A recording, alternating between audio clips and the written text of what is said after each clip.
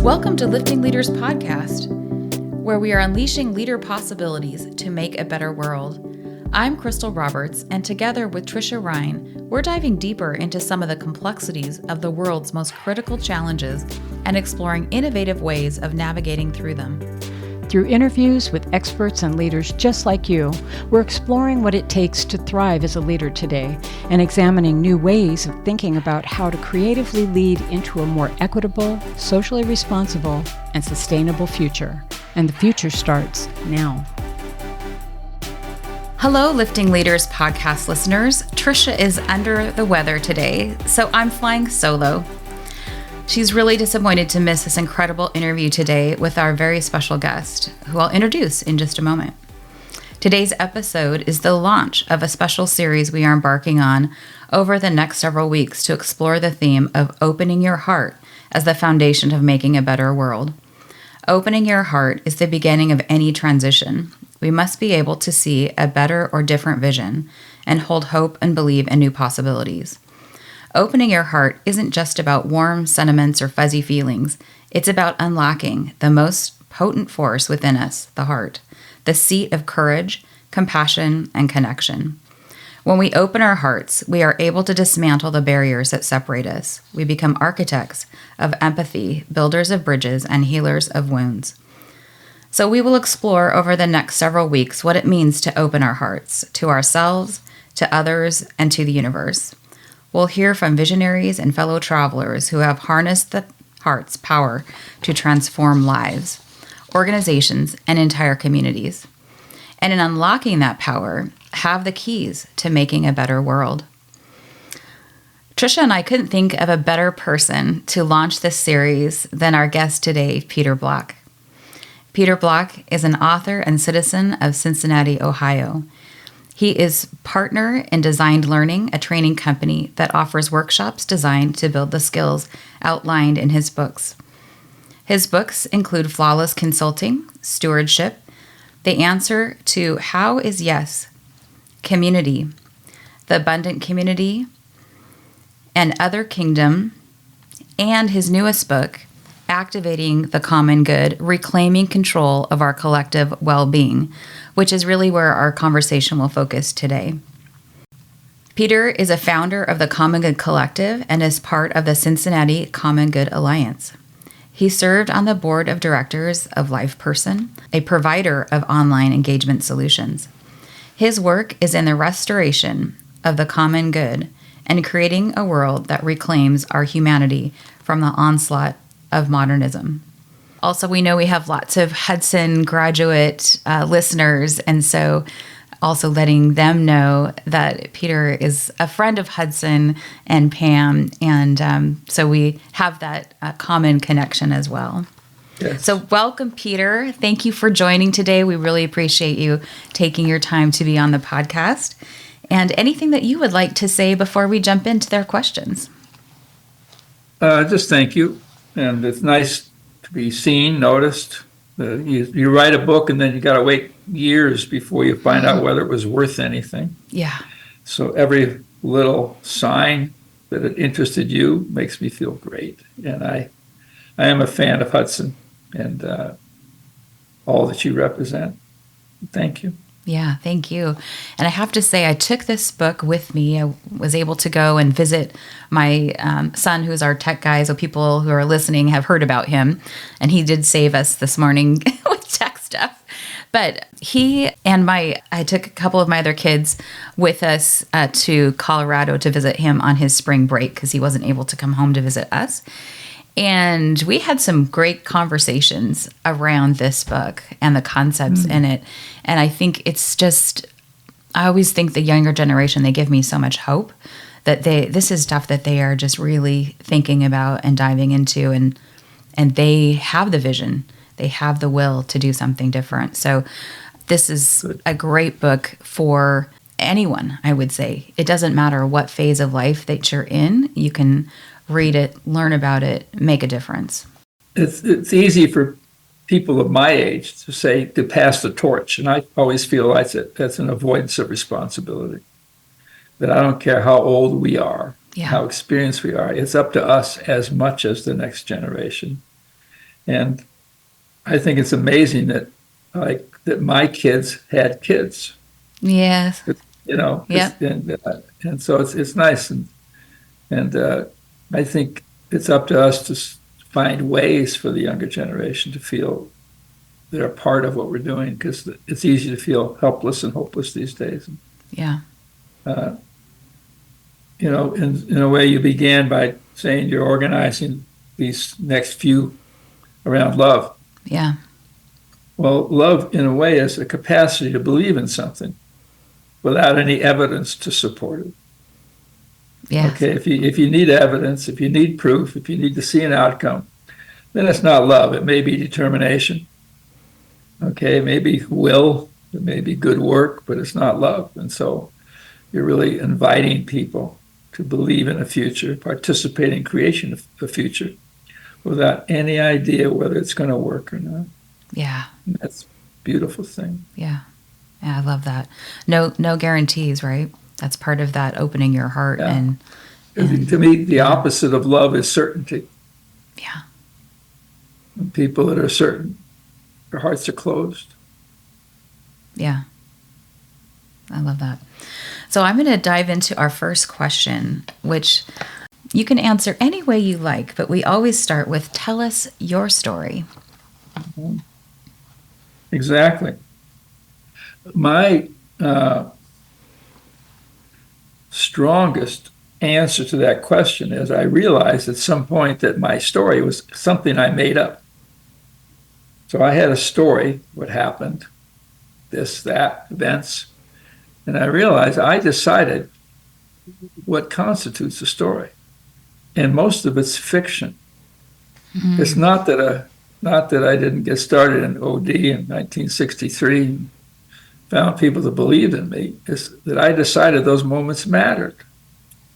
And so I feel my story is my capacity to reconstruct my story every 7 or 8 years. And so for a while I was a consultant, for a while I was, always been a parent and a partner. And right now, the common good has got my attention. And I'm grateful for that. I also was 40 years old when I was talked into writing a book. And after about 4 books, I decided I could write.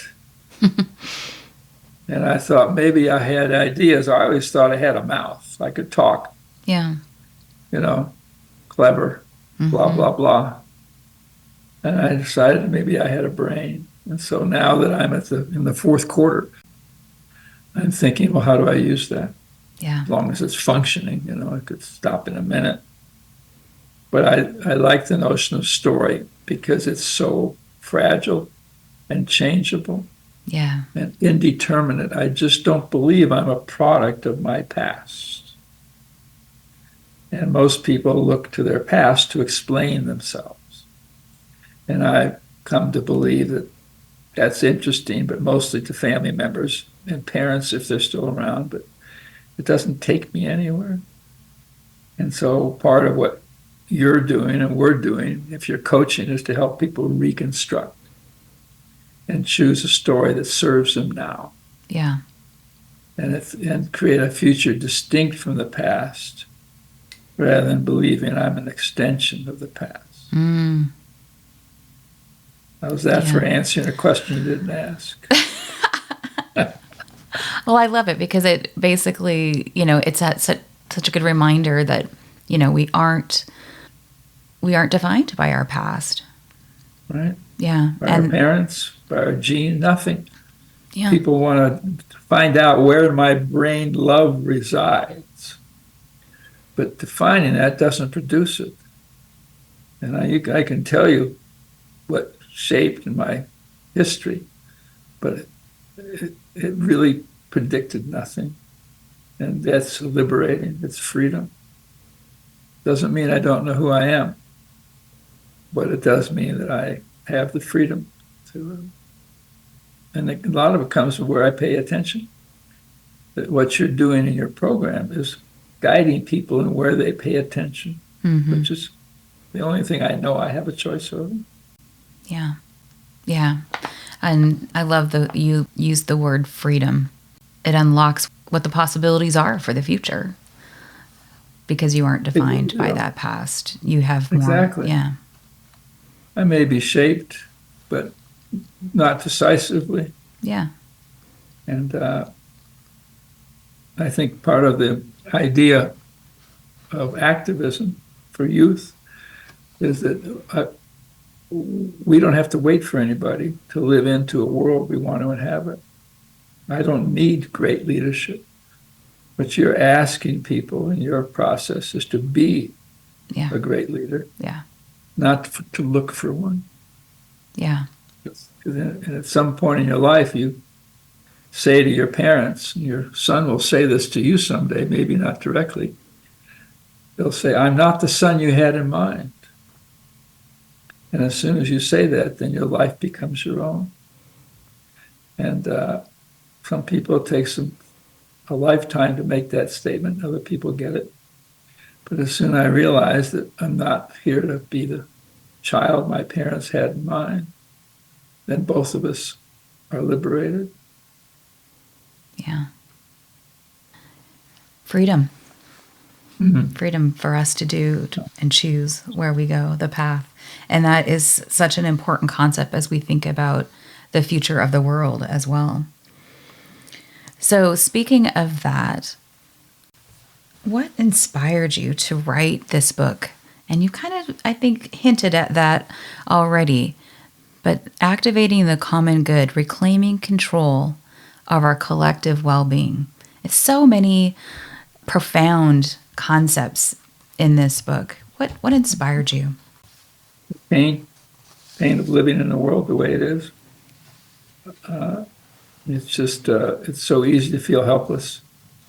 And I get frustrated.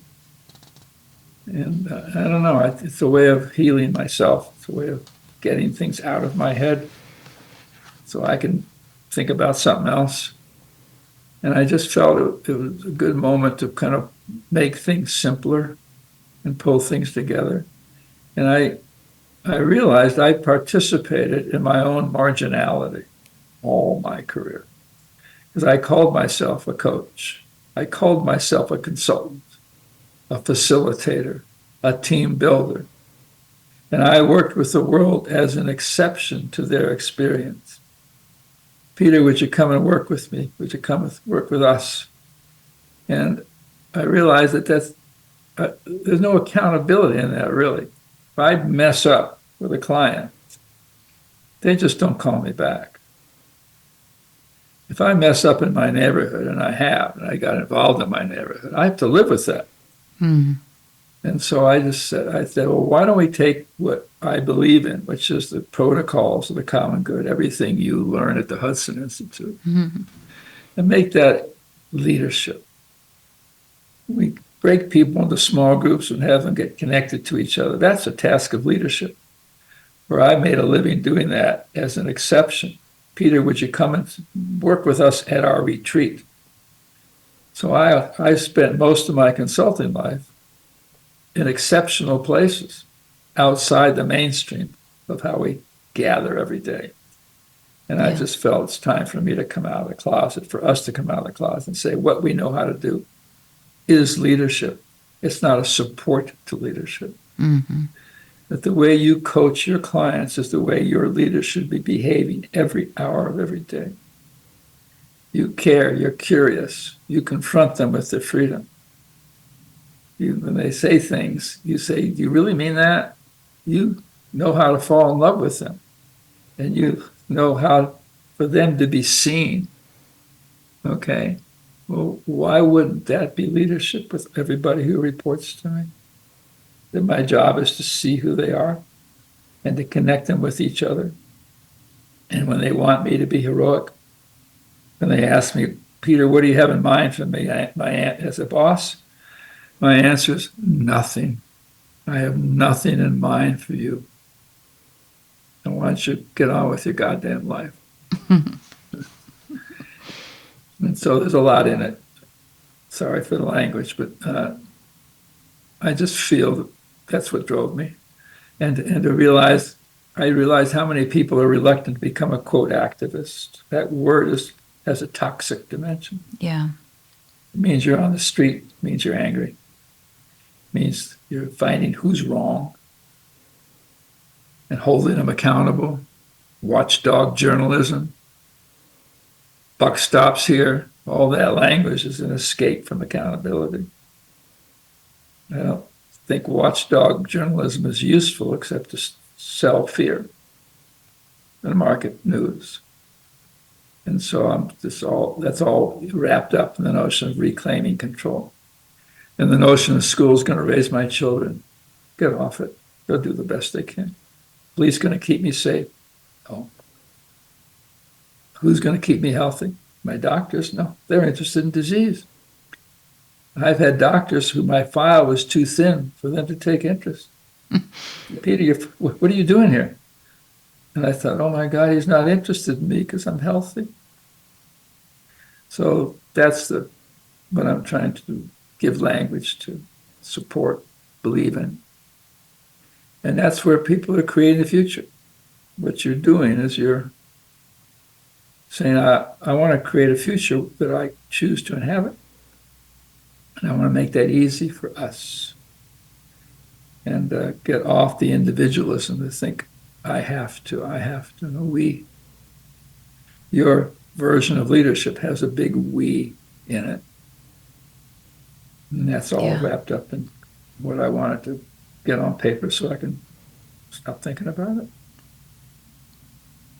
Or begin thinking about it. I know. Obviously, I've been very unsuccessful in that endeavor.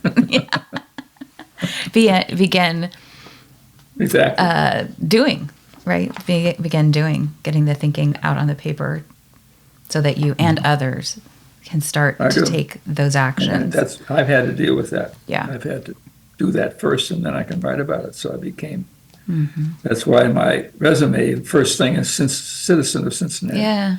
I decided to show up. Yeah. And it was hard. Yeah.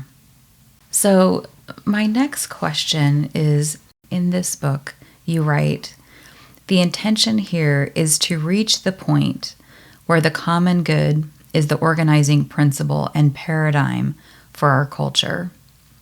What is the common good, and how is it different from how we're currently organized? And I think, when I was reading this, it's going to take some work, but it's a worthy path to be on. So starting even just with this definition of what is it and where are we headed? To me, traditionally, the commons has been the land we hold in common land. And it was kind of violated in England in the late 1600s with something called enclosure. It used to be all the land was open to everybody. So I could hunt, I could fish, I could support myself. And then the royalty in England decided that it was more profitable if they put a fence around it and raised sheep. So that I was no longer allowed legally, that's where Robin Hood was a response to that, to care for myself. And so I had to move and work for somebody else and move to the city. And my notion is that common is that we claim together our capacity to produce our own well-being.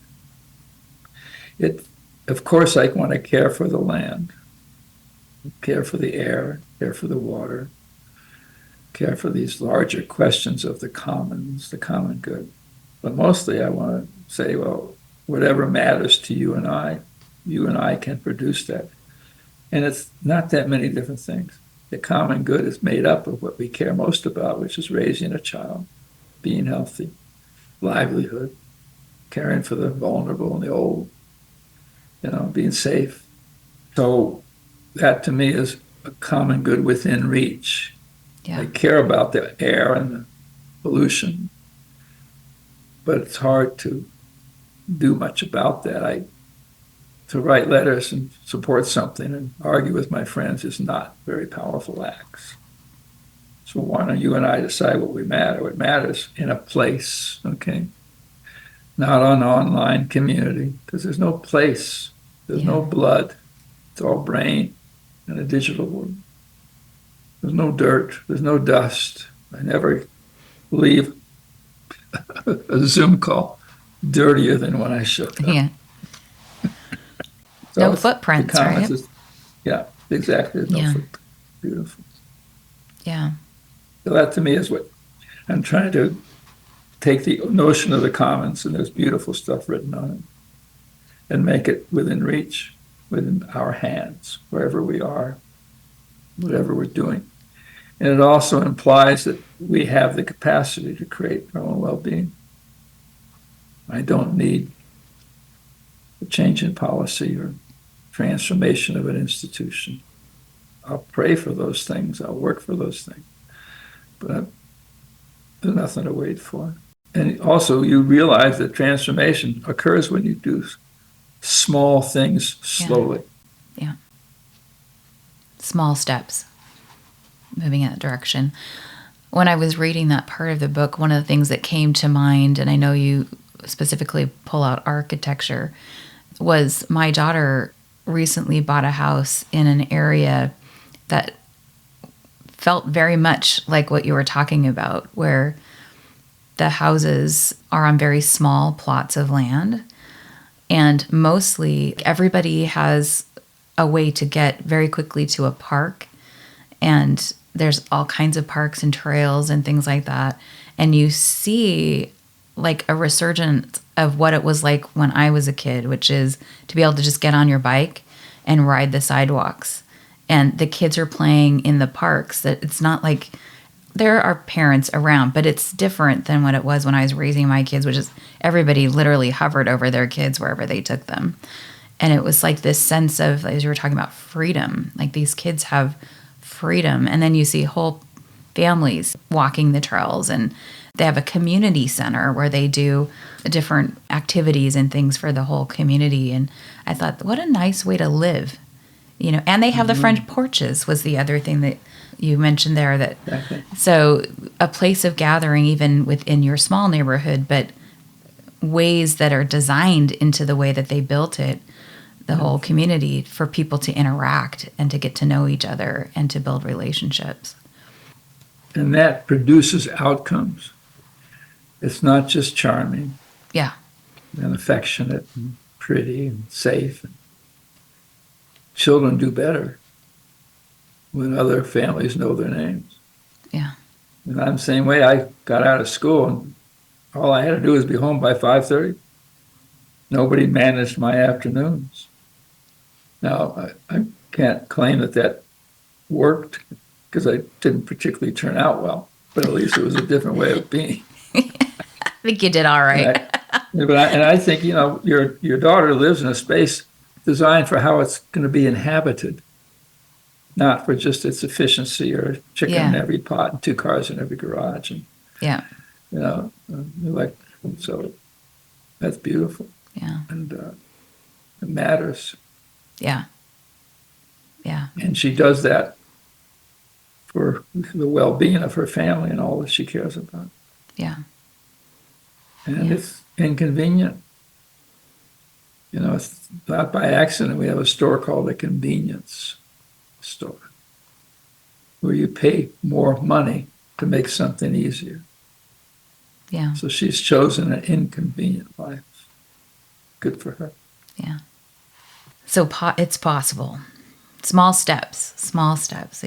So another part of the book, I found the discussion about outcomes of the common good and how to measure our well-being in new ways really powerful. Could you talk a little bit about that, outcomes and measures, and why this is important for us now and for the future? Well, what you measure matters because it declares what you call important. And the act of what you choose to measure is an expression of the observer, not of the citizen. And I love the quote that changed my life. It says, "Research causes cancer in rats." So if all I want to talk about is annual average income, that's a declaration that all that matters is your average annual income. Yeah. That's all you are as a financial instrument. In Japan, for years, all the business sections thought they were in horrible shape because people were staying in their homes longer, they keeping their cars longer, they were shopping less, and they weren't advancing as quickly. And so if those are what we count, then we have commodified ourselves, that all I am good for is making a living. All I am good for is how much of a consumer am I. And so let's put those measures to rest. Let them take a nap. Yeah. And why don't we talk about and there's people doing this, the well-being of our lives, such as how much do I trust people around me? How much do I feel I can depend on those nearby to care for me in troubled moments or when I go on vacation? How many people know the names of my children? How much, so these are real well-being. Yeah. How much am I involved in associational life? And I ask for these things, so these are predictors of my health. They're predictors of a child's performance. All right. What are the gifts that I and those around me have? And how are we using them? Whereas the traditional measures are what's wrong with you. How many years of schooling don't you have? Yeah. All right. Have you ever been arrested? It makes you dangerous. I'm not interested. We started a center for youth in Cincinnati, and we only ask them what they love to do. And we measure to what extent are you getting what you love to do. And we never ask them all the external measures of street life, school, where are you sleeping tonight? Ever been in trouble? Because as soon as I ask you, how safe is your neighborhood, I've declared you dangerous. And so the measurements carry meaning. They carry what we're looking for in life. And so they matter. And that's the notion, is to try to get away from what commodifies me as a wage earner. That's everything starts there. And I don't want to know what zip code you were born in, because we think, biology is destiny, generational poverty. All that conversation is not wrong. It's just not useful. And when you ask how your kids are doing, so many of my friends, when I say how your kids are doing, they tell me about their career accomplishments. Oh, they're running this or they're not running that. Tell me, how many trusting relationships do they have? How's their humility index going? Have they stopped working on themselves as if they're a problem to be solved? And so it's a change. It's trying to change one element of changing the narrative. Well, I think it's just so important. Yeah, everything that you're saying there. And I loved how, it's, I don't want to say it's a checklist, but it does give you a framework in which to have these conversations. Right. Yeah. And I think the youth are more open to that because they haven't been so enculturated into this is what success is. And they're really pushing back on how we define it. It's harder for us older folks to start to reframe that. But we know that the current system doesn't actually bring happiness for us. It doesn't bring that well-being. It doesn't. It's a substitute. And I think it's a struggle for young people, too. Yeah. Because, as soon as they went into first grade, we said, you're in competition now. Yeah. And if your son's going to get an A, somebody's got to get a D or an F. Sorry about that. And so we're all pretty conditioned. I think they still have questions about their future, and that's useful. Yeah. They want to know whether they're going to belong somewhere. But I think engaging them now helps them, but it's still hard. Yeah. I've got grandchildren all working for banks and financial institutions. Yeah. And I think, and yet there is ideal anybody, you know. It's difficult, and all we can do is keep it in mind with all that we touch. Can't change the system. And you doing a podcast, same thing. But how many people are watching? Guess what? You're going to do it no matter what. Yep. And the freer you are, it would terrify me to go by, because then I would think, what did I? Part of me would be thrilled, but what's the point? You can't measure your life based on scale, as long as you get by. Mm-hmm. It's the bringing it back as far as scale, like you were talking about, right? The impact that you're having in your own life, in your own community. That's where you can see that it actually makes a difference. Yeah, whatever you're doing, you can't measure it by numbers. Yeah. Like performers, sometimes I've been an audience of 6. And I realize those performers are going to do everything they can for these 6 people. And then other times there's 20,000. Yeah. And that's not why they became performers. And same with us.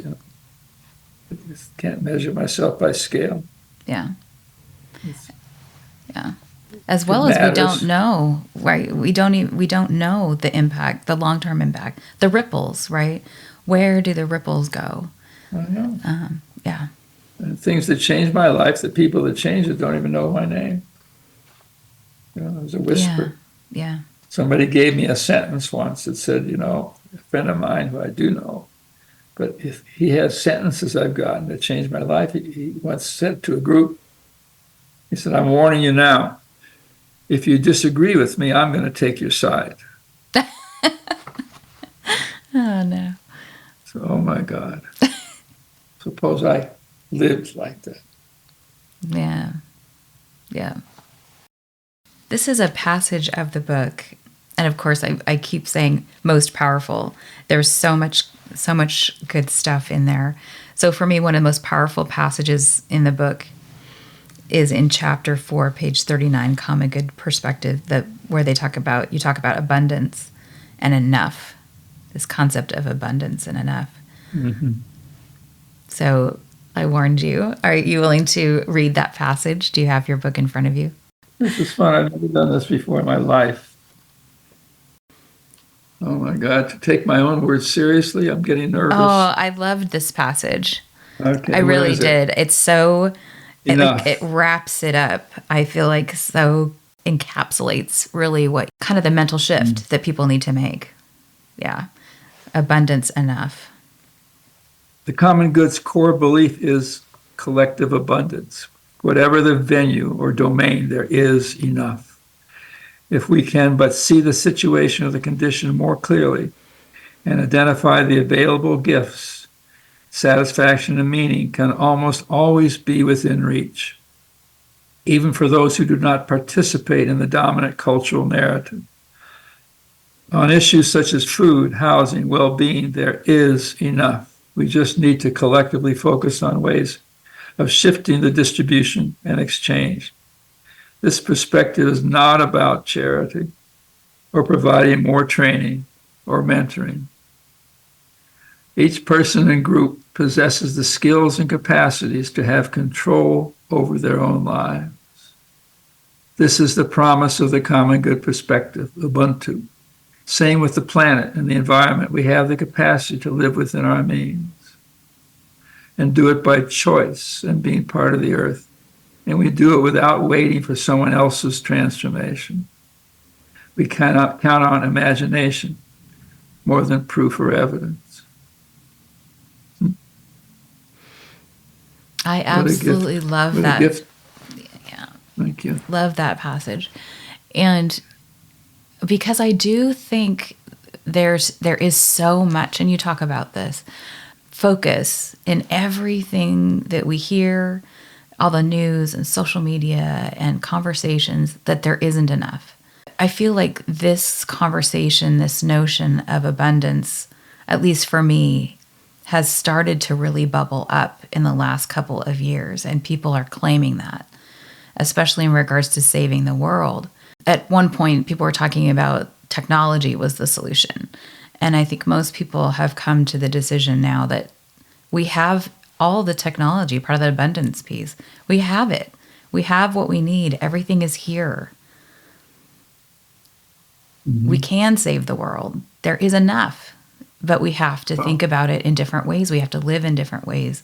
And part of that is what you're talking about here, is a sense of community and what matters and living our lives that way. And the world doesn't need saving. Yeah. I am haunted by my wish to save, to be a savior. Mm-hmm. The dark side of coaching is I may think I'm going to really make a difference in their lives. And if they didn't experience scarcity, would they hire me? Yeah. To me, scarcity isn't a description of reality. It's a way of controlling people. If I can convince you that you're not enough, then I can tell you what to do. And it's powerful. It's a powerful political stance. It's not a measure of how much grain is there. And it does have to bubble up. But it's endless work. Am I enough? And again, a sentence changes my life. Somebody once said that self-improvement is an act of violence. Mm.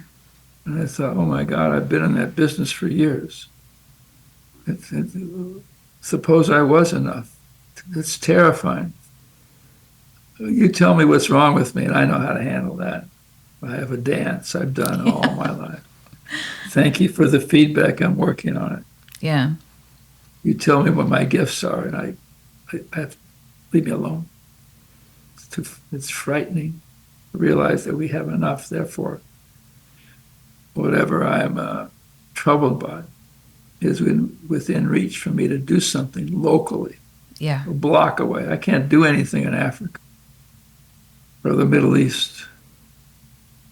But I have versions of that within walking distance or driving distance. And so it's a lot in that. Yeah. And it's not just, it's not researchable. It's a way we choose to be together. Yeah. And anybody who thinks they know what's best for me is colonizing me. And what scares me is I'm waiting for it. Maybe not so much anymore. What are you waiting for? Exactly. I don't have a bucket these days. Mm. And I miss it. I mean, I always organized part of my well-being on what I had to look forward to. Well, my life expectancy is now single digits. Mm. And I'm saying, can I find peace and meaning without looking forward to anything? Mm. Mm. I think, and I don't know if I'm capable of that. I won't know until it's too late. But that's kind of what's in play, you know. And you can't claim victory. Anybody who claims victory is selling you something. So what's the opposite of claiming victory? Or what's the option? Attention, curiosity, gratitude, love that you started out with. See the world as it is. Care for it as it is. Realize my judgments and explanations and research and opinions are essentially useless. They're somewhat interesting, but they don't take me anywhere. And so, what am I up to? You know, am I capable of just making this day be enough? Yeah. And There are good days and there are bad days. So what? And it's hard. It's hard work, you know. And it takes me back to attention. And tomorrow morning, I'm doing a 2-hour session with my yoga teacher called Yoga Off the Mat. And I've been thinking, as you know, when I go on the mat, of course, my mind is anywhere but the idea is, and that maybe our curiosity towards each other is the relational version of breath. So in most practices, you focus on your breathing or not. Or you go to the gym to work on your abs or not. So what's the relational counterpart to that? Maybe what you're giving me right now. Okay? Maybe our curiosity is important. Maybe seeing the world as it is without having opinions about it. Like part of the work is stop using the term poor. There's no such thing as a poor person because it declares them to be broken. So who are these people in the streets? Well, I don't know what to call them because I don't know who they are. So why don't I find out who they are? And, you can take it where you want, and not be focused on what's wrong with them. Or myself, which is the harder. Even you talk about your children, visiting them. It took me a long time to decide that my job was to find out who these women are. Because I spent so many years worrying about who they would become. How are they doing? Which is a very different conversation than just who are these people. And once in a while, I get to see my daughters through the world's eyes. It's quite stunning. One of my daughters I was in a workshop, she ran. Aww. So I got to see my daughter run a workshop. And I didn't even recognize her. I said, my God, is that Jennifer? Oh my God, look at that. So I think that it's all wrapped up in that. And that's what you're doing with your coaching, is to change people's way of being together. And your podcasts are trying to give language to that, to make it accessible for us all. And you do it as a leader, because the word leader is interesting. Yeah. Leader for us is anyone who takes anyone. it on, right? No, anyone, period. Yeah. You can't get up in the morning without taking it on. Now, maybe you're living alone, so that's still a tough day to manage. Yeah. Relational activism. You want to talk a couple minutes about that? I love that concept too. And we kind of started the conversation talking a little bit about activism and how sometimes that can feel like a sort of a triggering word to be an activist. We might think of that kind of negatively. This is a different concept, relational activism. Exactly. You're telling me what drew your attention to the book, Crystal, is an enormous gift to me. I just want to thank you. Such a gift. It just strikes me how many things I've been to. When I thought what I came for was what was happening in the front of the room. And most gatherings for the environment, for racial justice, for peace, there's somebody in the front of the room making their case, selling me on the idea, and asking me to support, invest, volunteer. And I realized who I really needed was to know the people who came with me. And in that way, I don't have to be mad at anybody. I don't have to wait for somebody else to change, because most of those meetings are, how do we get those people to do something different? It doesn't work. You can look back at the call movements as if they were successful, but they're rare. And so relational says that real activism is to build relationships with people on both sides of everything you care about. And then decide, what can we do within reach? What can I don't care what you care about. You like dogs?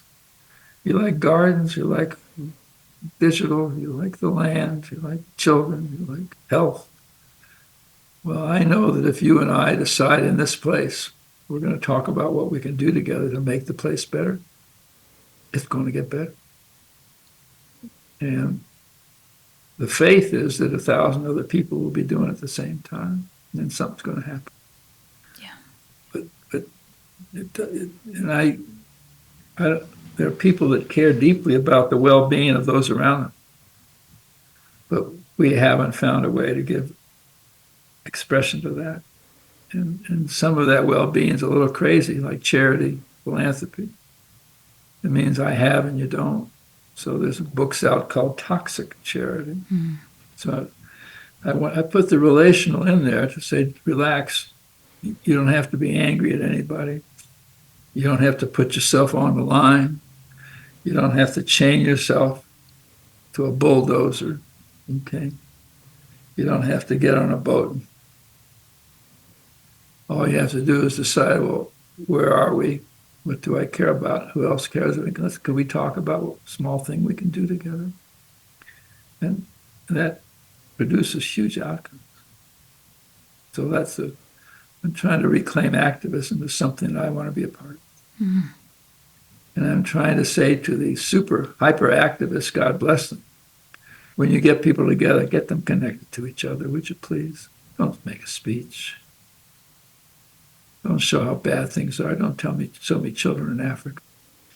Why don't we get together with the people that are struggling in my neighborhood and say, what are you up to? What are you good at? And stop this notion that somehow it takes a heroic person to sacrifice themselves. And Jesus was a relational activist. He knew how to connect with people. And he didn't brag. He connected. And he didn't build an organization. In the Last Supper, he said, you're not my disciples, you're my friends. Get over it. Okay? That was his goodbye gift. And so it's all there. We just have to decide that it matters. So what lessons in this might there be for leaders? Exactly. I would say to stop asking that question. In a way, your coaching, our work in the world is to have leaders stop working on themselves. I'm not looking for lessons. I'm looking for ways for us to be together. And people ask me, they want me to be a mentor, an elder. And I always say, save me. Mm-hmm. I'm happy to be your friend. And what we'll learn is from the way we are together. You teach me, Crystal, by what you choose to pay attention to. You've taught me what's in this book that might have value. What is that worth to me? Is that a lesson? If it came as a lesson, then it would be less powerful for me. If it came as an offering. And so, the lessons have a classroom dimension, and the schoolhouse was designed in its early days to create compliance among citizens. Yeah. So when we told them to go to war, they would. That's why we started the school in this country with something called a pledge of allegiance, where you raise your right hand, reminiscent of other leaders. I pledge. And so you're creating an alternative to that with who you are in the world, how you are. And then there's, of course, every quote is a lesson. You might as well be yourself. Everybody else is taken. And I love. Give me one line. One line. My life is organized around one-liners I've seen or read, and the rest is just footnotes, filling the space until the next one line comes along. And that's the beauty of poetry. Mm-hmm. That's what art is for. Condenses our experience. And Lovely. We're doing research on hope.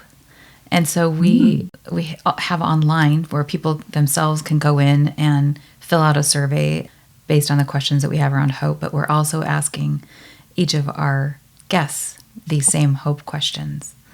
And so I'm going to ask you those hope questions. So where do you see signs of hope in the world today? I see evidence of the future existing in the moment. I don't function with hope. It means I'm waiting for something. Optimism means nothing to me.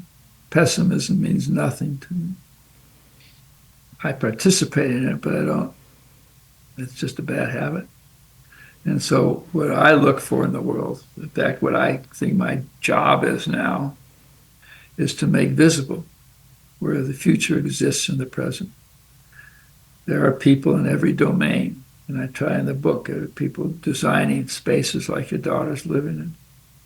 There's journalists that are looking what local people are doing beautifully. There's churches that have left their property line and organizing people around their own relationship with each other and caring. So I find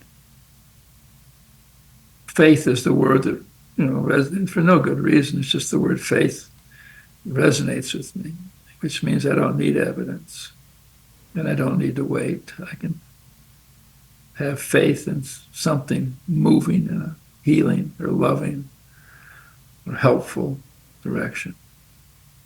But to answer the intent of your question, putting aside my idiocy about the word hope, is it's all around me. There's evidence all around that people care for each other, that are enormously generous, and the others there too.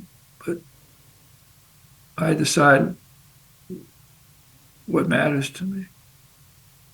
Now, there's suffering and violence in the world, and it's very painful. Heartbreak breaks my heart. See people taking sides. It's just heartbreaking. So I can have faith and my heart's still broken. Yeah. Keep asking your hope questions. I want to be Okay. I want to be liked by you. You want to be liked by. So you can substitute whatever word you want in there. If it's faith, then faith is whatever resonates with you. The second question is, we know that hope is contagious. So like, if we are hopeful, if we can see a better vision, it is contagious. It's contagious. Yeah. So how do you sustain hope, or if you want to put faith in there for yourself, how do you maintain that for yourself, and how do you engage or inspire others? I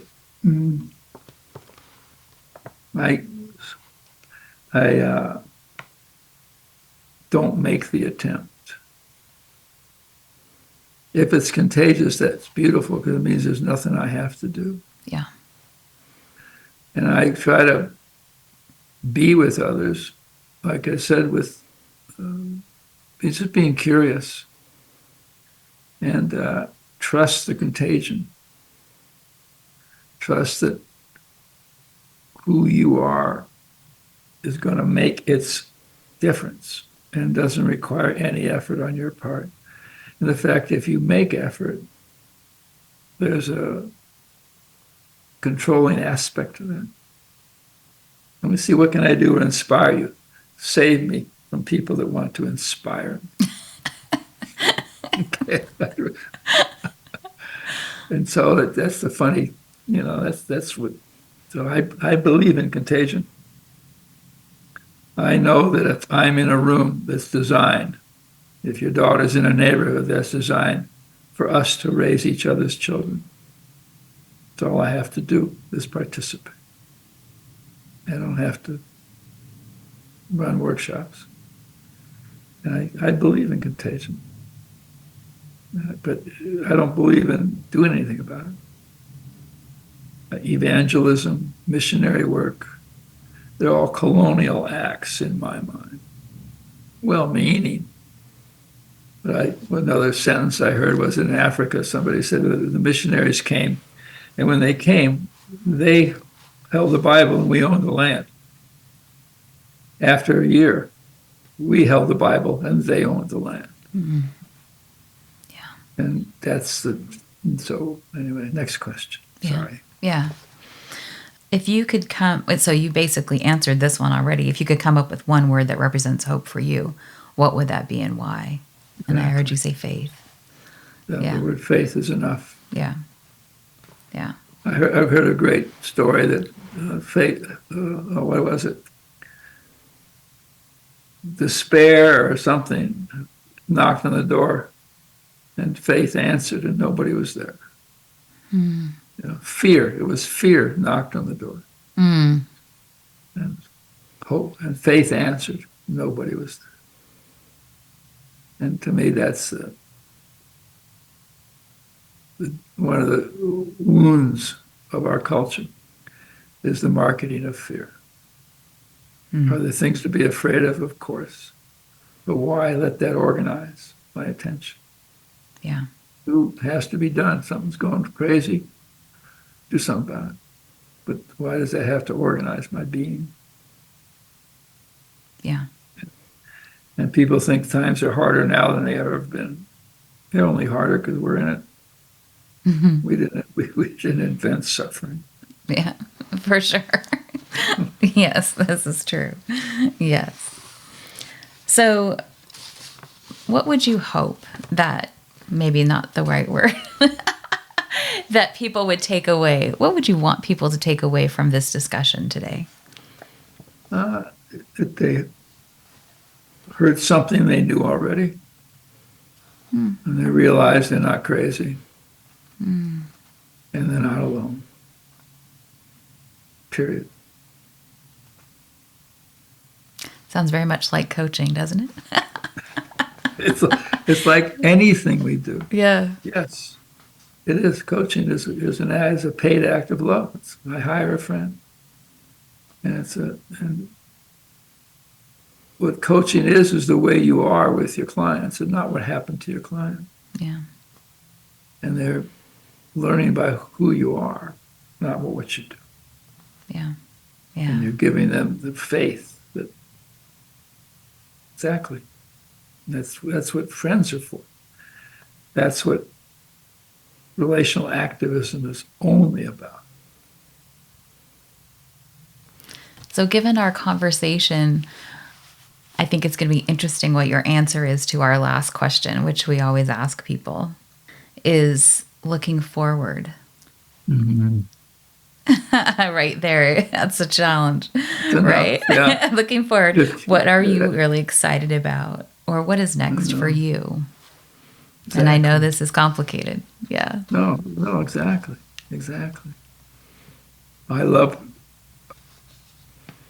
moments in which I don't ask that question. I love moments when most of my anxiety is about what I did or didn't do, or what's coming up. Yeah. And I think, Peter, can't you just get over it? And so I don't. To me, space is most appealing. And my personal struggle is I keep asking myself, have I done enough? And I know that my answer will always be no. And that's the source of my suffering. That my suffering is I still always think, and I always had this question that I love the question. If you had one question that would set you free, what would it be? Yeah. And I realize I know what my question is, and the question of God is, have I done enough? And I know in my mind I have. Yeah. I've done enough. And a lot of it didn't go well. So what? I did enough. And so I just love the thought that I'll reach a point. I know eventually I'll reach it. It'll be called death. But I love the thought that I can stop asking the question, have I done enough? Just really enjoy whatever I'm doing, even if it's not going well. I'll take it. I mean, so many of my friends, I'm at the fourth quarter, like I said, are really struggling or gone. I'm not. Yeah. I'm kind of healthy, and I'm here. So is that enough? Well, up to now it hasn't been, damn it. So stop asking me those foolish questions. What would bring you peace? Exactly. That's the question that animates my life. Yeah. Taking that question seriously, probably. Would I really be in this world and say that number one priority for me is to find peace with the world the way it is? You know, I can't wait for things to get better. And it's a beautiful epilogue to our conversation. Because that is the question. And we work for peace.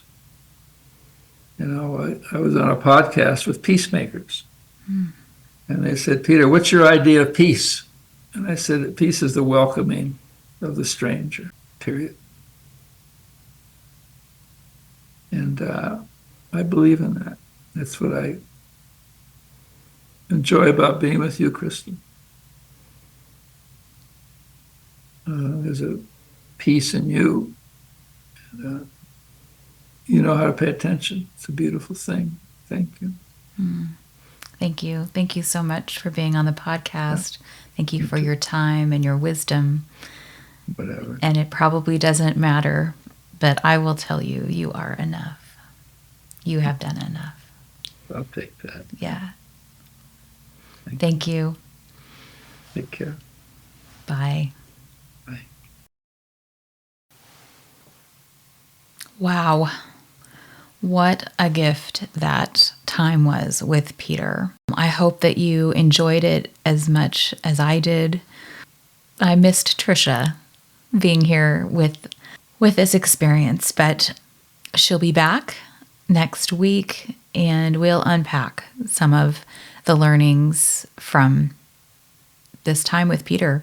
Just a profound thinker, so thoughtful, intentional, committed.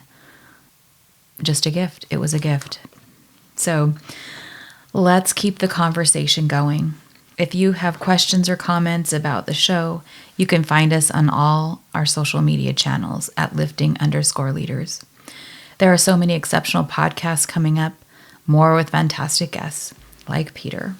So be sure to subscribe to our podcast on Apple Podcasts or wherever you listen. If you know someone who would find this episode inspiring or informative, share it with them, text them, email them, or take a screenshot and share it on your Instagram and tag us at lifting_leaders. If you'd like to know more about us, our guests, or the show, please go to our website at liftingleaderspodcast.com. You'll find show notes there as well. If you're looking for help in developing your leaders or would like a growth opportunity yourself through leader coaching, please contact us through our website at www.liftingleaderspodcast.com. Thank you to Ari Chance Roberts for his technical support of our show, and boy, we needed him this morning, so thanks, Chance. Lastly, please subscribe to our podcast. It's free. Thanks to our audience for listening. Find ways every day to lift each other up. Have a fantastic week.